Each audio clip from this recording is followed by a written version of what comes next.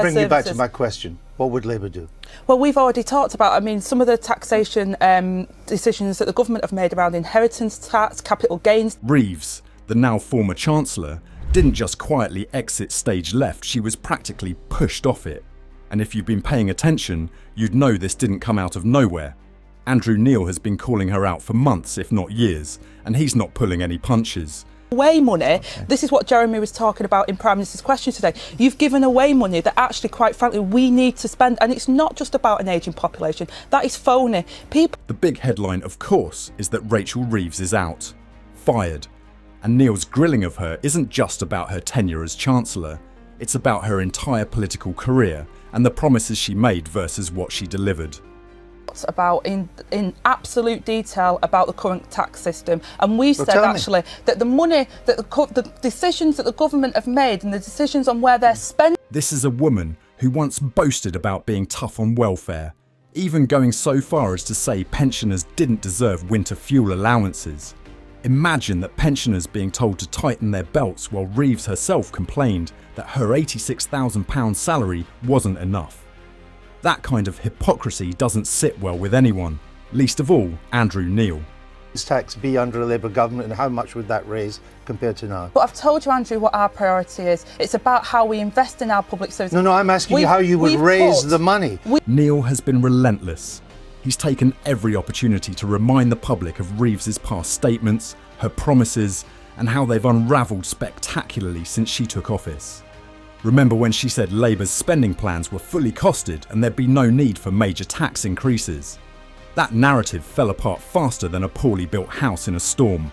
That money, we need that money at the moment. Would you reverse it? Hold on. Inheritance tax. Would you reverse them?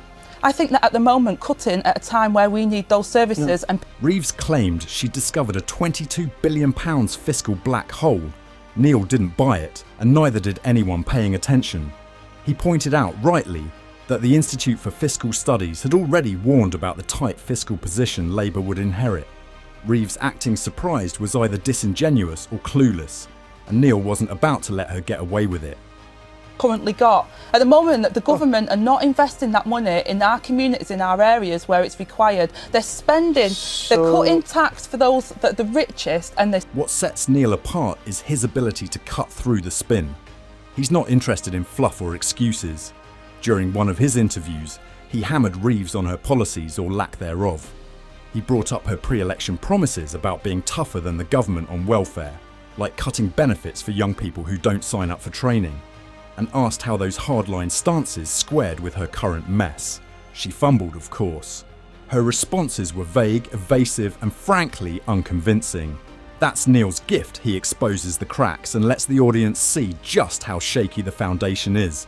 They raised the capital gains tax in the coalition government. Well, what I'm saying, Andrew... And what you're saying is wrong. They raised the capital gains tax to 28%. What I'm saying is that they've given tax... And it's not just about Reeves. Neil has been going after the entire Labour leadership, calling out their empty promises and lack of results. He's made it clear that this isn't just about one politician failing, it's about a pattern of incompetence and mismanagement within Labour's ranks. And the amount of money that's going into the economy, you've not made it better. Our economy is worse as a result of 6 years of austerity, and now you're saying all of a sudden we can... He's questioned Keir Starmer's vague policies, Angela Rayner's overambitious plans, and of course, Reeves's disastrous handling of the economy. Labour came into power with sky-high expectations, promising a new era of stability and progress. Instead, they've delivered confusion, infighting, and a public that's quickly losing patience. If you look at the Daily Mail or the Guardian website or the Labour Party website or the Tory Party website, I'm sure you can find, pretty abhorrent opinions being posted up on those websites, which sometimes take a while to be taken down, as they were in that case. But Reeves's fall from grace has been particularly dramatic. She came into office as the UK's first female Chancellor, a historic moment that many celebrated. But as Neil has pointed out time and again, titles mean nothing without substance. Her economic policies, touted as game changers, have amounted to little more than delays and confusion. Inflation is rising, public confidence is plummeting, and Reeves's inability to deliver on her promises has made her a lightning rod for criticism.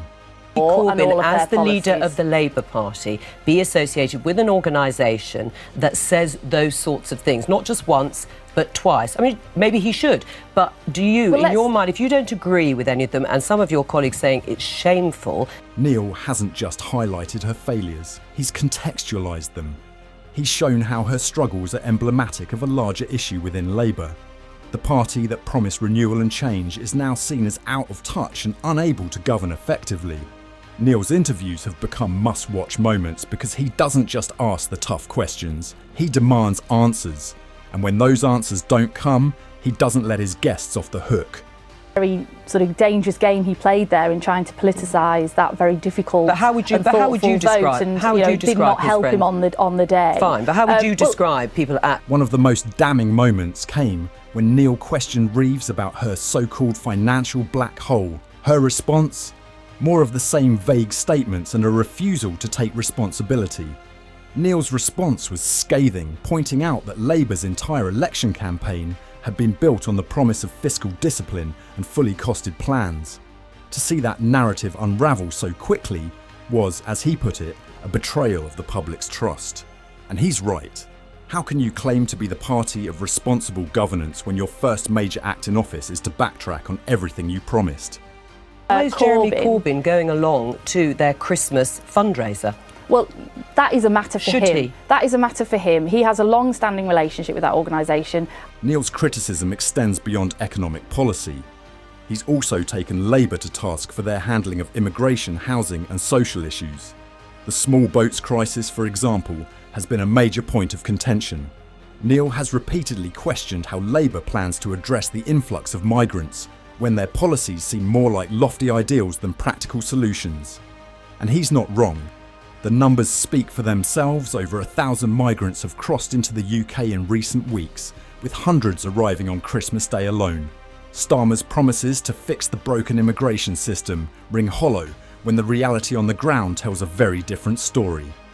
It's really serious to people in this country that you've told people we've got to live within our means, we've got to have this austerity, we've got to cut. You've cut, and do you know what? Debt's rising. Then there's Angela Rayner's plan to build 1.5 million new homes. On paper, it sounds great, but Neil has raised legitimate concerns about who those homes are for and whether the plan is even feasible given the current economic pressures. Critics argue that the majority of these homes will go to migrants, which only fuels public frustration.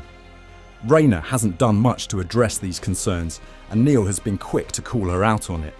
Because you want people's votes.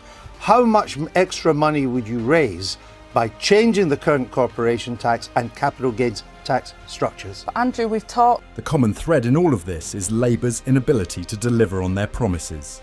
Neil has been relentless in exposing their contradictions, from Reeves's economic policies to Starmer's leadership. He's not afraid to ask uncomfortable questions, and he doesn't let his guests dodge them. That's what makes him such a powerful voice in British journalism. He's not interested in playing nice or pandering to anyone. He's here to hold people accountable, and that's exactly what he's doing. So, what are your thoughts on this? Let us know in the comments below.